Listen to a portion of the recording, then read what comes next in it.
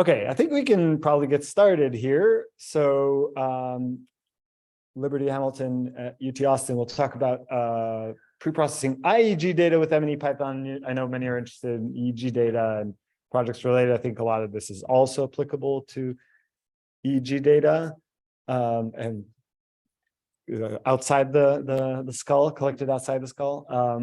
And then Liberty will be here in Seattle next week. So if there are additional questions and other things you want to hear from her about, that could be a breakout session next week. Because of the setup we have in here, so if someone here in the room has a question, we'd have to sort of convey it via this laptop here. So you'd have to walk up here or maybe ask me to walk up here and convey the question to Liberty so she can hear it. Or we could do the microphone. Yes. Try that. It's working. Okay. So yeah, let me know if you have a question. I'll bring the microphone over. And with that, Liberty, please take it away. All right. Thank you so much, Ariel. And yeah, thank you for the invitation. I'm happy to talk to you all about pre-processing intracranial EEG with MNE Python. And as Ariel said, this could also be very applicable to scalp EEG. In fact, a lot of the functions that I'm going to show you how to use, we use exactly the same ones in my lab for scalp EEG as well. There's a little bit of differences in terms of the pre-processing, but super similar. So happy to talk to people about that as well. So my lab, just as a way of introduction, I study speech and language in the brain and how the brain converts acoustic information into meaningful information. So how that works from the level of acoustics to spectrotemporal information to phonemes, syllables, words, etc. And so part of the data set that I am going to be working with today is actually from another lab, but they are also looking at speech versus music perception. So this is something that is sort of within my wheelhouse, and something I'm very interested in is how we're able to take in noisy information and convert it into language. And of course, we are going to be talking about intracranial recordings, which some of you may be familiar with, others maybe haven't seen as much of this, but essentially these are recordings that are taken from inside the brain. So these are electrodes that are placed on the surface of the brain or inside the brain as a part of surgical treatment for drug-resistant epilepsy. And what that means is, so these are for folks who happen to have epilepsy, so they have seizures that interfere with their daily lives. But the other big thing here is that they may have tried multiple medications and those medications just don't help them. So they are unable to control their seizures with medication or diet or other less invasive interventions. So they have these electrodes placed in a surgery.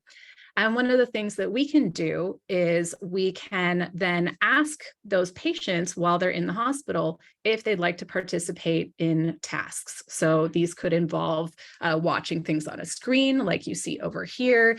It could involve listening to different sounds. It could involve basically any type of scientific experiment that you can think of where you would need activity from specific brain areas. So these signals are pretty different from other signals that you might be more familiar with. For one, they have both very high spatial and temporal resolution. So if you look over here on the right, if we think about ECOG, which is one name for a type of intracranial recording that's on the surface of the brain, that tends to have millisecond resolution and kind of similar millimeter resolution to that of fMRI. One thing that's very different from fMRI, however, is the placement of the actual sensors on the brain differs between every single patient. So that is clinically determined. That is usually not determined by the researcher as to exactly where they are recording from.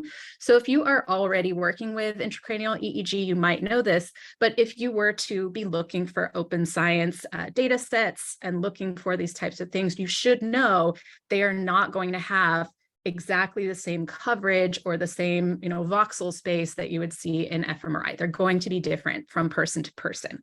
And the type of signal that you're able to record from intracranial recordings is basically the local field potentials. So these are the voltages that represent postsynaptic potentials from neurons within the brain.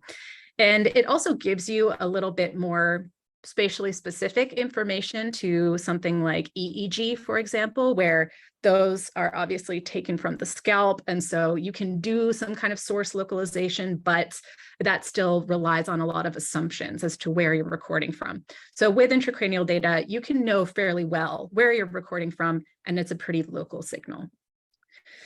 One of the things I'm going to show you how to do today, hopefully, is how to extract what we call the high gamma analytic amplitude of the neural signals. So if you've worked with electrophysiology data before, even if it's EEG, you might know a little bit about time frequency analyses or looking at different oscillations in different frequency bands. This is the same sort of thing. We're taking our neural signals and we're going to decompose them into different frequency bands. And what we found in research in sort of intracranial recordings is that there is this frequency band, typically between 70 and 150 hertz. Sometimes that band range varies depending on the lab, that is associated with time-locked responses to external stimuli. And so in this field, we call this high gamma to differentiate it from, for example, other signals like 30 to 70 or 30 to 80, which would be sort of just regular gamma. All right, so this is one that we're going to look at, and we can see here from this time frequency analysis that the sort of increased power in red here seems to be correlated with some of the acoustic information while this person is listening to a sentence. And this is a sentence from the TIMIT database it had gone like clockwork. And so we have some localized information there. So as I said before, the advantages of these intracranial recordings are that you can measure very fast timescale information. So this is important if you want to look at things like the difference between a B sound and a P sound. So B versus P. That involves changes at the level of only tens of milliseconds for you to understand that. You also know where your signals are coming from because you have this high spatial resolution, and it has relatively high signal to noise ratio compared to, say, EEG or MEG. So this is just showing you some single trial responses for the high gamma band for a particular syllable. And you can see that across just these 5 different trials, you already can see this beautiful response. So I find this satisfying because, with ERP analysis, with EEG, often you have to wait a long time and play a lot of stimuli to make something show up that looks good. But this, you're already getting stuff within a short number of trials. Okay, so disadvantages, as I said before, is that the coverage is not going to be the same for every participant. So it becomes more difficult to do group level analyses unless you really think about what are the differences in where your electrodes are across people and how are you going to account for that. It's also invasive, and so clearly it requires a surgery. It's only done in patient populations, so you also have to think about the caveat of, how might epilepsy or seizures affect my data? Sometimes it's also done in people who have seizures as a result of a brain tumor, so same kind of thing there. And then also the actual acquisition of the data is pretty time limited compared to some other types of cognitive tasks. You have limited time with them. They're an inpatient in the hospital. And so you have to really do all of this work around all of the clinical team and making sure that that takes priority in a way. And also people, if they're not feeling well, they might not do as many tasks. And so it really depends a lot on the patient. And so hopefully you can appreciate that these data sets take a lot of time and effort to sort of to collect.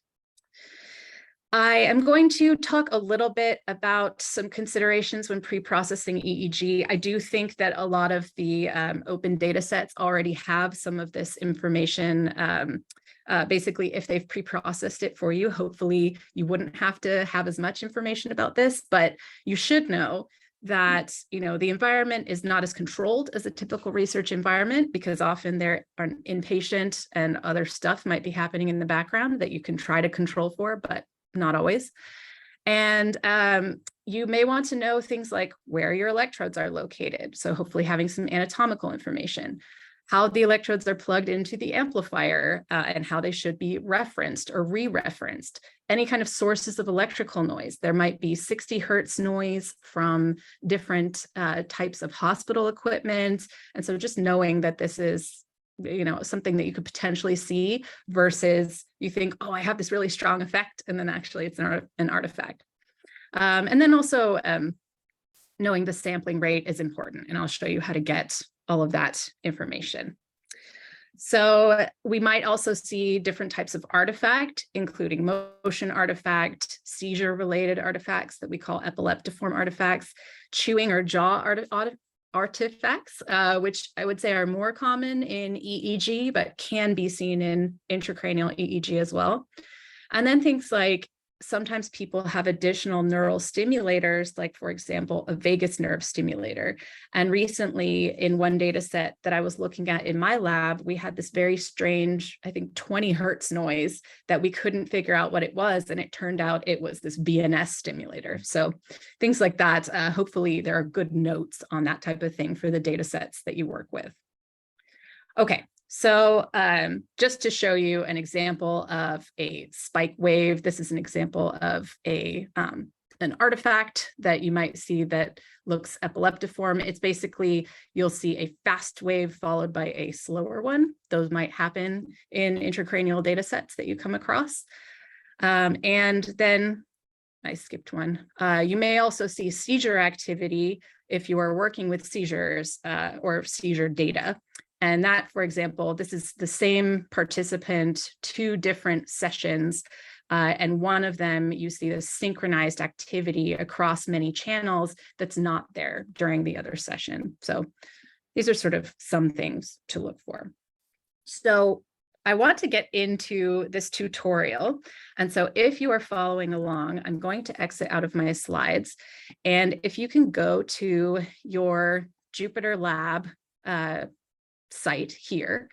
One of the things that I'm going to have you change is when you go to the neurohackademy.2i2c.cloud, it should go to your username/lab.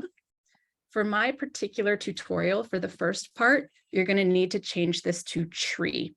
And this is because of some kind of annoying things with interactive plotting with the Jupyter Lab setup, or Jupyter Hub setup, excuse me. So if you do that and you replace the name lab with tree, you should see something that looks like this. And so I'm going to go into the curriculum, going to go into Hamilton IEEG pre-processing, and I'm going to open up the first notebook. Okay, so here, what we're going to be doing is we're going to use some software called MNE Python, which is, of course, freely available and actually worked on by, I think, a number of people who have participated or are participating in NeuroHackademy. And it's a really great tool, I think, originally developed for EEG and MEG, but is also being used by several labs for intracranial data as well. And I'm going to use a freely available intracranial data set from Julia Berezutskaya, which is available on openneuro.org. This is already, part of this data has already been downloaded by Ariel, and so is on the Jupyter Notebook. If you want to download the whole thing, then you could go to this site and actually get all of the subjects. But for right now, we're just going to be working with one. Okay. So we have a number of different Python libraries that we're going to be using here. Among them, PyBids and MNE Bids. I think that yesterday you had a tutorial on bids. So hopefully some of this is maybe a refresher on that. And you'll see some of the nice things that bids gives you if you do use it to load and store data.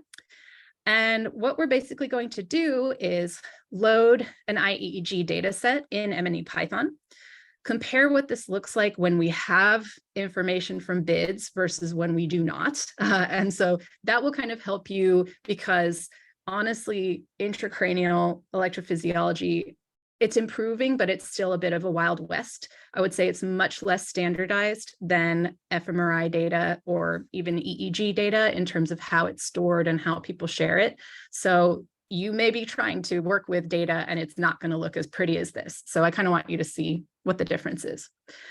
We're going to, yes. Yeah, we have a question in Slack. What is the difference between broadband activity and oscillations? The difference between broadband activity and oscillations. So I think of oscillations as a band limited signal that is oscillatory, so it's repetitive, it cycles. And so when I think of broadband activity, I think of sort of an increase in power across many different frequencies that wouldn't be considered necessarily a singular oscillation. So it may be composed of multiple oscillations. Hopefully that helps. Also, people get spicy about the word oscillations. I actually would not call high gamma activity an oscillation. I think it is closer to evoked data, but there are such things as HFOs, which are high frequency oscillations. But to me, I feel sort of strict about that. I want it to be something that continues to cycle more than once and isn't just an evoked response in a frequency band. So that's my little. Also, could you zoom in just a little bit on your notebook? Yes, that's what I was just going to say. How about, is that better? Yeah, that's much better. Okay, even here. There, we'll do that. All right, great. So, all right, so I said what we're going to do in terms of loading data. We'll also show what happens when you plot the power spectrum to check for bad channels and also look at the different channel types that you have. And we'll do some re-referencing. And so I'll talk about what that means and when you might want to use different references. If we get to part 2, then we will also be computing the high gamma analytic amplitude of the signals, and we will plot some evoked data. And I think this part is kind of fun because it also shows you which particular electrodes in the brain are responding to specific stimulus information. And as a sensory neuroscientist, that's what I care about. So I get excited by those types of things. Okay, so we're going to start with running this first cell, and all this does is this is just going to load up some of our various libraries and import them. And the reason that we had to switch to tree at the top of the URL bar is this matplotlib notebook doesn't work that well in the just Jupyter Hub by itself. Okay. So now we are actually going to be using a data set that has already been downloaded, which is this open multimodal IEEG fMRI data set from naturalistic stimulation with a short audio-visual film. And just so you sort of know, so this is from a group in the Netherlands, and it is patients who are watching Pippi Longstocking. So it's an audio-visual film. And they have annotations for the speech and the music within this, this movie. I think they also have some visual features. And for this particular tutorial, we're just going to focus on the auditory information. But if you feel like playing around with it, you're definitely welcome to do that and see what else you can do. So we're going to load one participant. This is going to be subject number 6. The session is the IEMU. And just so you know, EMU is an acronym for Epilepsy Monitoring Unit. And that is used a lot in intracranial recordings. That's the place where the patients are being monitored. So they are inpatients in the epilepsy monitoring unit. That's where all the data is acquired in a hospital for this type of recording. So, all right. And then we are doing a task, which is them watching this film, and the acquisition is just called clinical, and we're going to do run 1. And then we should not have to change anything here. This is just going to point to the data, the shared data set on Jupyter Hub, and finding the specific locations for the intracranial EEG data and other sort of relevant information. So I will run that. And now we can kind of look at what is in this data set. And we're going to use Bids layout. So here we're first going to initialize a layout. And hopefully this shouldn't take too long. And then we will get the list of tasks from this data set. So here there's just 2 tasks. There's one task named film and one task named rest. And this is a resting state. So if you are more interested in resting state, then you can certainly try loading this one instead. Okay. Then we are going to, this is not really necessary per se, but I'm just going to show you sort of what you can see from this layout. You can see all of the files that are in this Bids data set. And here we're just saying, okay, we've got 1,200 files in this layout. And then the first 10 files are some information about changes to the data set, a description of the data set as a JSON file, the list of participants, JSON and TSV files, a README, stuff about the coordinate system of the electrodes, all of that type of stuff.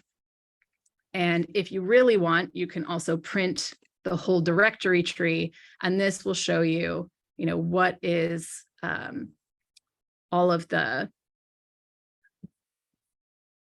stuff in each of these subjects. So we've got subject 1, subject 2, subject 3, and you can see that each of them have a list of the sessions that they did, data from the EMU, data from 3T MRI, so that's an anatomical MRI, and other sort of relevant information.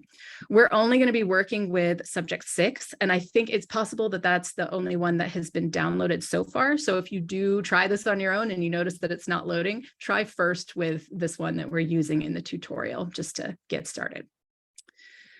Okay, so now we know what's in the data set a little bit, and we are going to read the data specifically from this Bids path. And we're going to read it both using the nice MNE Bids reader like this, where it's going to load information about the event files. It's going to load information about the channels that were recorded from. So what are the names of each of the electrodes and what type of electrode are they? And I'll show you that in a second. And we'll also do the same thing where we just use the read raw brain vision function or method within MNE.io. This is so there are actually multiple types of input-output functions. And so depending on the type of data that you have, let me just show you, you could have, there's a lot of read raw things. So we've got read raw brain vision. If you know that you have brain vision files that end in .eeg and .vheader and .vmrk, but you might also have an EDF file. You might have an EEG lab file. You might have a field trip file or a FIF file. So this has many, many options for different types of raw data that you can read. And so with MNE Bids, we didn't have to know that because Bids is just going to load it as a Bids data set and it will figure out what the file format was. But if we're just not reading Bids data, then we do have to know what is the data type that we're loading. So let's do that here. So now it's loading this file, and each of these, it's the same data set. So here it is 396 seconds long for this particular run of this task. Okay. And so now I've shown you that we've loaded the data, but we don't know anything about it. So what we want to do is we're first going to load the data into memory, and then we're going to print some information about it. If it's a really big data set, you could avoid this step for some operations. You don't need to load the data. So for example, you can just query the header, which is basically the stuff in info, without loading the data, but you can't do things like plotting the PowerSpectrum or doing any computations on the whole data set. So let's do that. Okay, so I've printed out raw.info, and this has a lot of really nice information about the participant, the number of digitized points. So those are the channels that have a location in space. And in this case, those digitized points are 104 ECOG channels. It also has a number of other channels. So we've got 2 stimulus channels, 1 ECG, which is electrocardiogram. So that's recording sort of heartbeat, 3 miscellaneous channels, and 2 EMG or electromyography channels. They've also, in this bids file, already marked what the bad channels are. So these ones were already marked as not having good signal. It also identifies which channels are the ECG channels. In this case, we don't have any EOG. So if you do scalp EEG, you might use those to get blinks and saccades. We don't have any, and that's pretty typical for intracranial EEG data. You also have the sampling frequency, and you have whether any filters have been applied. And here there are no filters that have been applied because this low pass is 1/2 of the sampling frequency. So that's called the Nyquist limit. And essentially this just means this data has not been filtered and it was recorded at 512 Hertz. Okay. So you can get any of the information that is within this information structure by just using it as a dictionary. So we've got the raw.info. Chur Names gives you a list of the names of all of the channels, for example. So this is including both ECOG channels and ECG channels and any other markers and things like that. So this is helpful. One other thing that we can do is the notebook does format this in a nice way. However, if you also did, so if we just did print raw.info, then it has the sort of names of the keys for the dictionary. So if you here, I think they've reformatted it more prettily, but those are not actually the names of the keys within raw.info. So here's all that same information, just printed less nicely. All right. So next we are going to plot the raw data to see how it looks and what type of information we have. And then, like I say here, we can try to see if there are any bad channels or bad time segments that should be rejected. And this is something that you need to do interactively. I'm going to try it here, but even with this setup, sometimes the responsivity of this notebook is not as good. So I'm going to run this and we'll see how responsive this is. And if not, I'm going to switch to a different tab where I have part of this open, kind of like Martha Stewart, pre-cooking the thing that she takes out of the oven. So that's what we're going to do if this is super slow. So you should see eventually this will become some EEG. Maybe everybody's working on it, so maybe not. I will switch over. So just give me 1 second. So here, this is one that is on my computer and not on the hub, but it has exactly the same information. So if you were running this, basically everything except for these 2 lines can be done on the Jupyter Hub and it's totally fine. But this is something that you would want to do interactively. So that's why I'm going to do it here. Okay, so hopefully everyone can see this window that popped up. And this is the GUI, graphical user interface, for seeing all of the EEG channels and the ECG channels, and everything is really nicely sort of organized. So all of the ECOG channels are together, all of the miscellaneous channels are together. The bad channels are marked in gray, so you can click and unclick them if you saw other channels that you think should be rejected or not. And just to sort of orient you to this, the main things that I look for when I'm looking for bad channels, and I'm just using the arrows to move along, is something that has clearly a very, very flat signal, or something that is extremely sort of buzzy looking or just looks like noise. So this T3 is a good example of that. And you can see that it's quite different from the other channels that are around it. It looks pretty spiky. This does not look like neural data to me. And so I agree with the researchers that that's a reasonable one to reject. We can also do some things here. If you feel that there's too many channels being shown, you can reduce the number of channels. And then you can maybe see this a little bit better, that we've got different types of information here, including, I think, some respiration signals, things like that. And then you can also see, although I know that the text is probably very tiny for those of you who are in the auditorium, the color background here. And the color background here corresponds to annotations that have been made in the data set.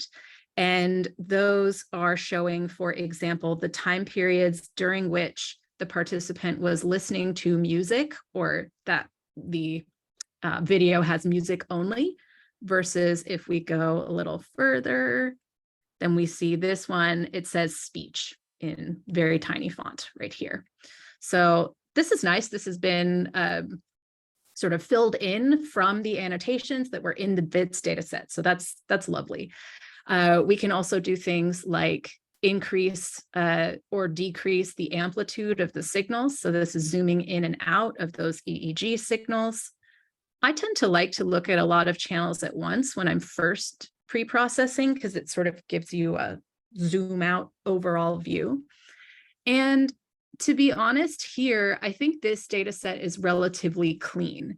So I saw some chatter in Slack this morning. I don't remember when this was posted, but I think someone mentioning in the case of EEG, maybe less is more in terms of artifact rejection. And I would say that's actually similar for intracranial EEG. You don't want to get too happy about just rejecting all of your data. So like every single, I could get very obsessive about every single little spike that I see here.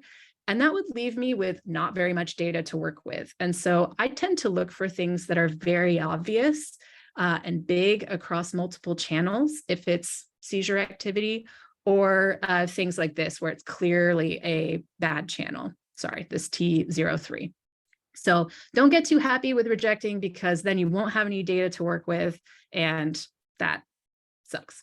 But if you do want to reject some time periods, so for example, maybe I think this looks kind of like a spike wave that I was just talking about. I've got maybe 4 of them, 1, 2, 3, and 4. And we can use this help over here. And we want to get into annotation mode. So I like to use the keyboard shortcuts. And so I'm going to hit A. And what you can do is you can add different descriptions. This is using the descriptions from that they already had in the Bids data set, but we could add a new one. And we're going to call this bad times. And then we should be able to, if it allows us,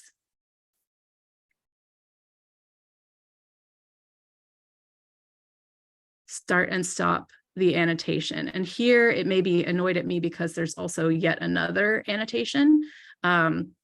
And so in that case, we would have to use the start and stop times to edit that description.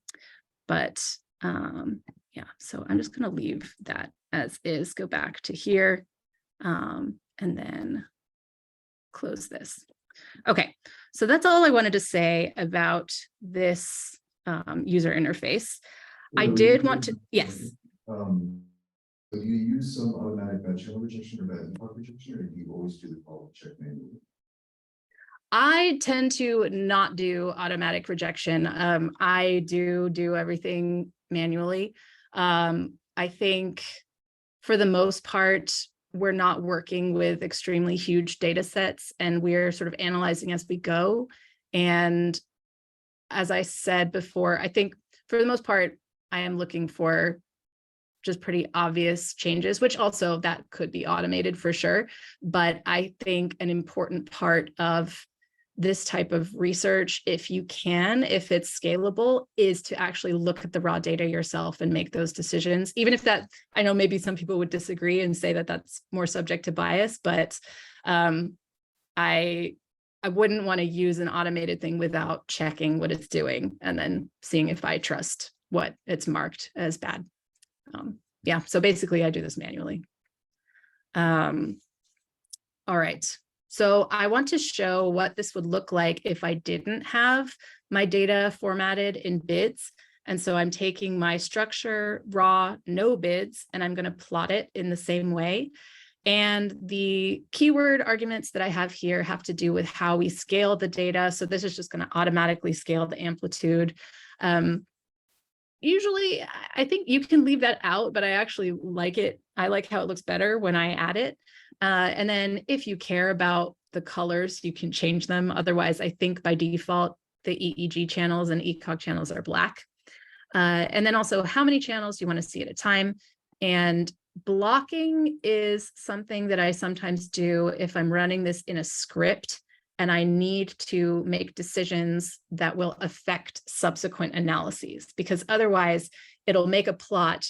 And then if it's not a blocking plot, it will continue to the next step of my analysis, whether that is a PowerSpectrum or high gamma calculation.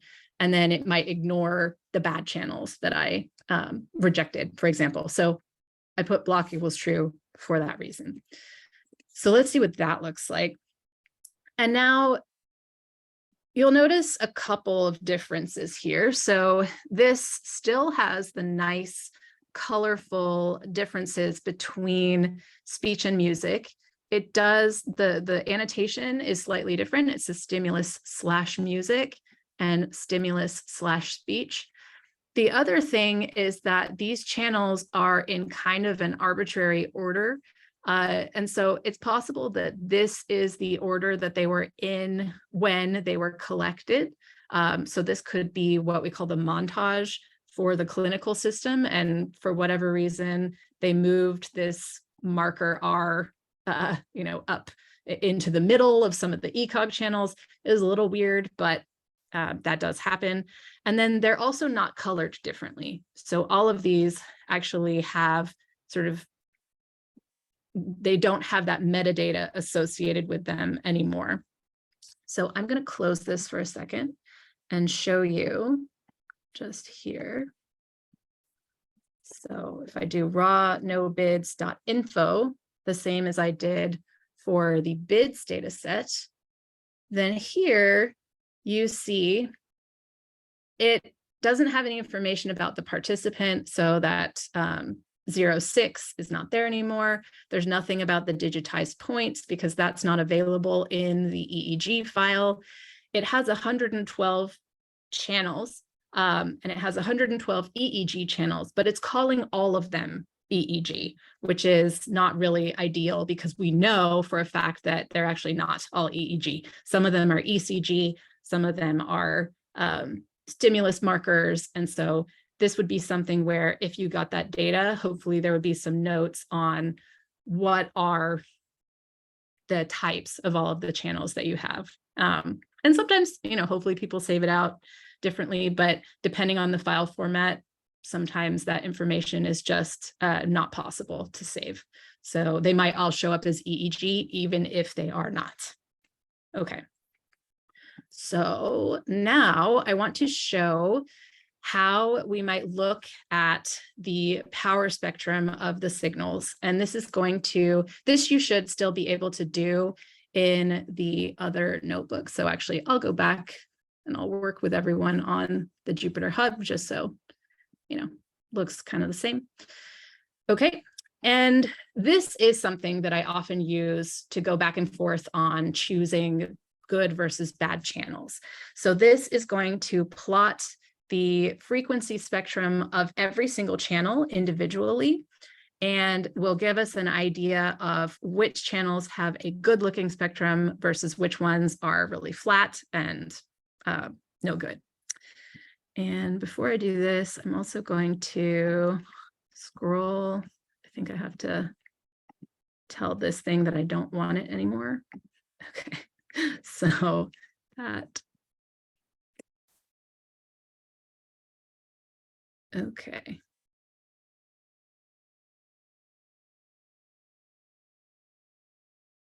I wonder if anyone, well, you can share with me if this is working for you on the notebook server. It was working for me before, so I'm not sure why it's not plotting now, but we might have to go back to the other one. So, we have another question. For me, it's working fine, Liberty, by the way. Oh, it's working fine. Okay, so just mine is being annoying. All right, well, I'll do it over here. There we go. So what's that? Sorry, we have another question from online or on the slide. Oh, yes. Do you have a resource for detecting activity or learning to recognize? So I have used the AES, which is the American Epilepsy Society. They have some nice information for actually resident education. So for medical education on different types of artifacts that you might see that are related to seizures. And it's actually for teaching doctors how to identify those. So I can share that in the Slack later for sure. I think that's probably the best way. I have also a paper with that I'm a co-author on, and the first author's last name is Baud, B-A-U-D, and he was working on using non-negative matrix factorization to automatically detect epileptiform spikes. So that's also potentially another.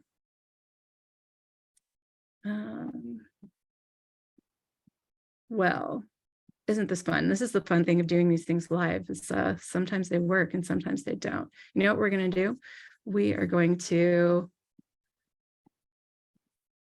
restart my kernel. And if you all have questions in the meantime, while I restart this, I'm actually going to put it back not in notebook mode, since that seems to be just tricky sometimes.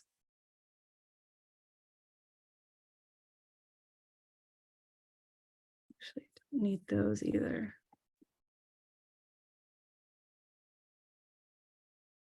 Hello, Liberty. In the meantime, I have Yes. a question. I don't know. Yes, go ahead.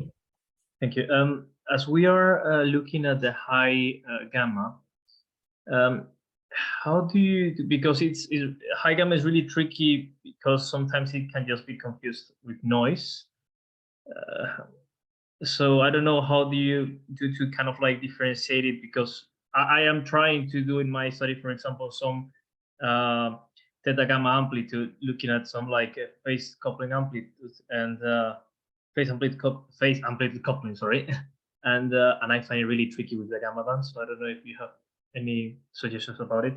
Is that in intracranial EEG or in scalp EEG? No, I use a scalp EEG, but still like. I think it's scalp EEG. So it's scalp EEG is very difficult to get gamma and high gamma. I think some folks have shown that you can get it, but at the same time, the skull basically works as a low pass filter. And so it's very difficult to get I think you need a lot of repetitions to see it. So in a way, I think the fact that it is intracranial means that it is possible to see high gamma without really, I mean, basically when we do evoked analyses, we get really good signal to noise in that range typically, but I don't think that's the case for EEG. So I think it's a modality situation rather than a, you know, something that you might be doing wrong with the EEG. I doubt it. I think it's just very low, low SNR for EEG in that frequency range. Okay, great. Thank you, Liberty. Yeah, you're welcome. So, okay, so here I'm showing the PowerSpectrum for the Bids data set, which already has a lot of the bad channels rejected. And if it was in interactive mode, you can actually click on these individual power spectra, and then they correspond to a location on the head model here. I think this model for ECOG is not ideal because really, you know, it's nicer to see it on a brain, but the MNE interface assumes scalp topography. So this is more or less where they would be in like a glass head kind of situation.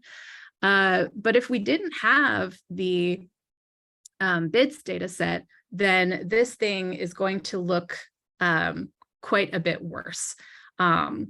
And so I'm going to skip ahead. If you do want to see the other functions, you can look at this. There's other ways of plotting the PowerSpectrum. I tend to use just the default, works very well for me, but you can use multi-taper methods and other fancier things as well. So here, remember, it thinks that all of the channels are EEG. So when we plot the PowerSpectrum, it is going to look pretty bad. So this is a function of having just all of the channels in there, including non-EEG channels or non-ECOG channels.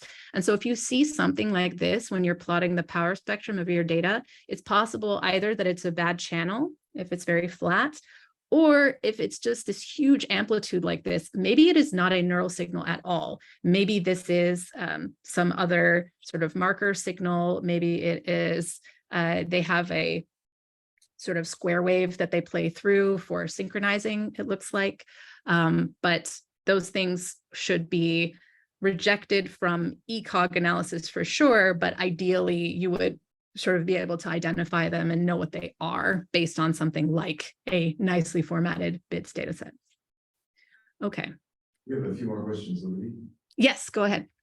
Okay, so first of all, do you generally reject or after referencing? I usually reject before referencing, and then because some of the channels are just bad. And with the type of reference that I use, I typically use a common average reference. And so having bad channels in that will affect your reference. So I do it before. But you could still have ones that maybe pop out after referencing. That doesn't really, I haven't seen that happen as much. And you don't want to, the other thing I don't do that I would do for EEG is I don't interpolate the bad signals. So there is an option to interpolate between nearby channels in MNE Python, which people do for scalp EEG, where the montage is very standard and you know where all of your frontal and temporal and parietal and occipital channels are. But here I would not do that. I think that the signals are spatially separate enough that I don't think that that's valid. And so I would just reject a channel rather than interpolating it. We have a couple more. Okay. Do you recommend cleaning the data of any artifacts before analysis, or looking at some artifacts be informative? I didn't hear the full question. Did you recommend cleaning The data of artifacts before analysis, or is looking at some artifacts informative? I've done both. If I'm in a hurry and I want to do a quick and dirty analysis of something, and I am looking at ERPs, I might run through an analysis without doing any artifact rejection. But if I'm going to publish it, then yeah, I would do the artifact rejection before the analysis. I think that's also sort of a better way to go about it, so that you're not sort of picking and choosing what your artifacts are to make a certain result happen. So that's what I would say. Best practice is to do it before the analysis. But sometimes you're just curious and you want to see what you got. And so that's fine too, if it's just for you, quick and dirty. How do you distinguish low frequency artifacts from actual data when inspecting visually? So let me think about that. Do we still have this open? The types of artifacts that I tend to remove are pretty minimal. So I would say, even if you see, I'm trying to think of some examples. Let me open this up. So a low frequency artifact. I don't think that that's as, okay, so here it is just plotted. Some of this looks oscillatory. Sometimes you see things that are related to seizures that do look like these sort of rhythmic oscillations. And I would basically just not reject those overall. And if they are across many channels, sometimes the referencing will take care of that.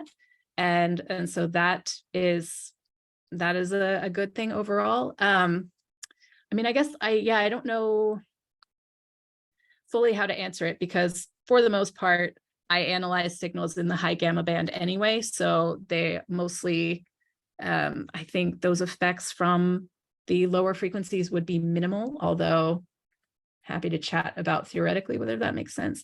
But yeah, I guess I think it's just not that, it hasn't been that much of an issue. So that's why I'm having a hard time answering the question. Great, thank you. Okay. Anything else, or is that? To get rid of the artifacts, you would go to that window and then choose a section to delete. Yes, exactly. And it looks like for some reason the annotations were interfering with that. So I can help you all do that later on if there's some issue there. We might have to turn off some of these ones that are from the speech versus music, and they've already pre-processed this data. So like typically it's kind of a funny situation to be in, where normally you just have the raw data and you wouldn't necessarily have this information in there yet. And you'd add it with event files later. So it's a bit backwards here, and they've already pre-processed it for us. So Okay. Got it. Thank you. yeah. Okay, so I think we will end with referencing, and then if anybody is interested in the epoching, then I will be here next week and we can talk about that some more, or you can try it out by going to the 02 notebook and trying that out on your own. I think it's a pretty satisfying exercise. So for referencing, this is basically a way of removing information that is unrelated to your signals of interest. So for a lot of people, if you do scalp EEG, you may have used a mastoid reference or linked mastoids, which basically are like two electrodes that you would have on the mastoid process, which is the hard bone behind the ears.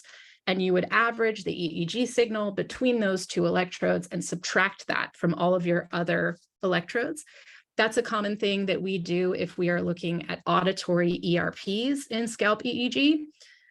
For intracranial EEG, referencing is a little less, I guess it's standardized in a different way. So there are people who choose different options for which electrode is chosen as the reference, and that's the electrode where that activity is subtracted from all other electrodes. And so one good option could be, if you know that there is a single electrode that is located in a quiet area or in the white matter, or that's far away from a signal that you're interested in, you can use that as a reference. This is pretty common for people who are doing seizure related research. They might think that seizures are coming from, let's say we think they're coming from the right temporal area. You might choose something that's quite far away from that right temporal area so that it sort of maximizes those signals, versus if you chose a reference that's right next door, they might have shared both signal and noise. And so you're going to actually make your electrodes look quieter by doing that. So that's one option. The option that I use most frequently is the common average reference, also called CAR. And this is based on the average of all of the good electrodes, or you could do it on blocks of electrodes. I would say for the most part, it makes sense to do across all of the electrodes in the brain. And you subtract that average signal from every single electrode that you've recorded from. And this is something that will get rid of shared noise very nicely. And so that's very helpful in a lot of cases, because maybe if there's shared even 60 hertz noise, or if there are some just overall artifacts that are shared across channels, then this can be a really nice way to get rid of them rather than having to delete segments using the annotations. But it's also, this is one of those things where you have to think about whether it makes sense to use it, because if you have very few electrodes in the brain, because remember, every patient is different, If they're all in the same single area, then averaging them all together is kind of like averaging all your signal together. And then you might sort of accidentally or unwittingly subtract that from the rest of your channels. So this is typically something where it makes sense if you have coverage over multiple different lobes of the brain, possibly. It doesn't have to be bilateral, but could be, across frontal and temporal and parietal, or, not just one little sort of centimeter of area.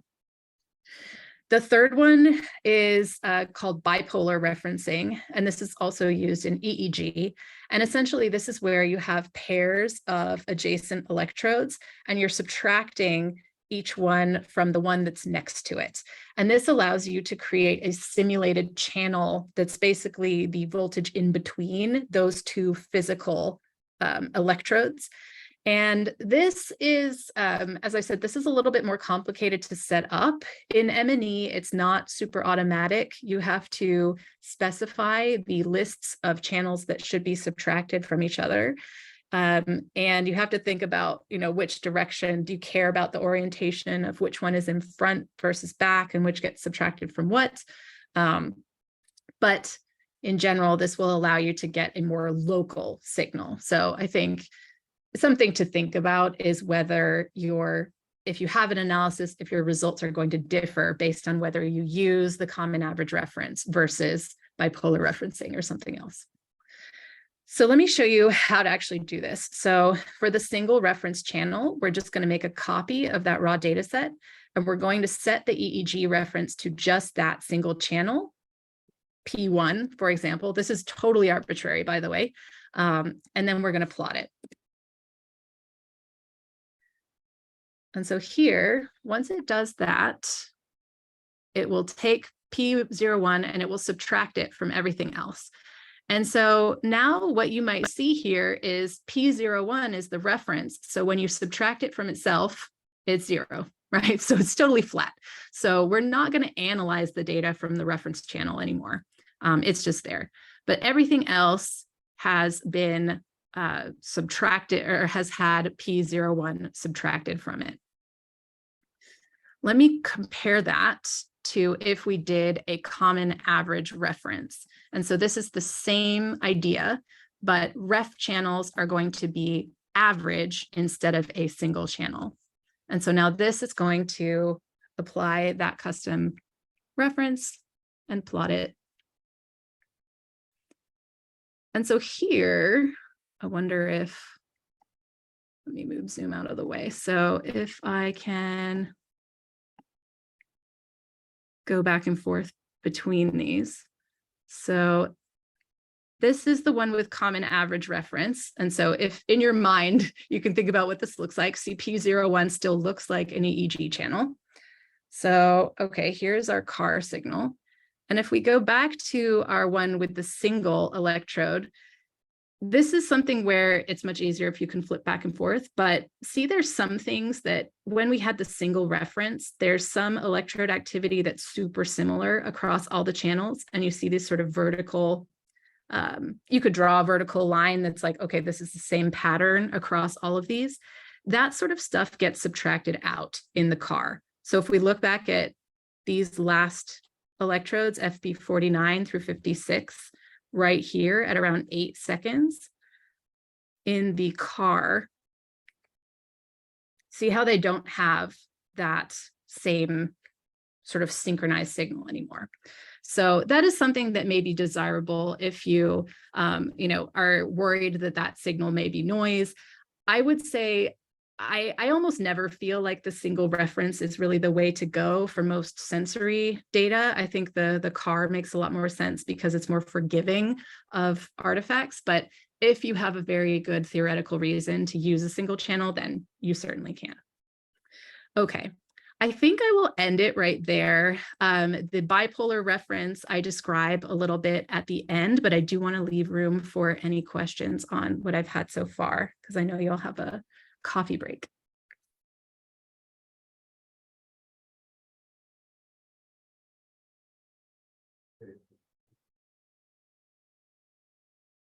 Okay, if you're on Zoom, feel free to just shout questions out.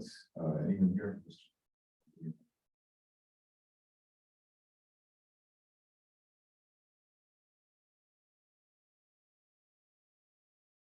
We have a question in Slack. How do we find the GUI you used earlier? How do you find the GUI that was used earlier? So for that, what I would suggest is try, it kind of worked for me when I used the Matplotlib notebook magic at the beginning of this notebook, but I changed it to inline for this demo just now. You can also git clone the repo from the NeuroHackademy GitHub, and then you would be able to use this with an MNE installation. The MNE installation, if you want to install it on your own computer, they've made it pretty straightforward to do. It used to be a little bit more complicated, but the standalone installer is really easy to use. So that's what I would do. And to get to it, it's whenever you type raw.plot, that will just pop up that GUI. So for example, oh yeah, feel free to interrupt me. Like here, this would pop up a GUI if we were running this in an interactive mode. And so to be honest, also, if I were doing this for my own analysis or people in my lab, when they do this part of the analysis, we tend to run these first steps using the Python interpreter or IPython interpreter rather than in a notebook, just because some things are nice to use a notebook for, like if you're just displaying things and you don't need as much interactivity, but there's a lot more flexibility when you're using the interpreter for this type of thing. So that's what I would truthfully suggest.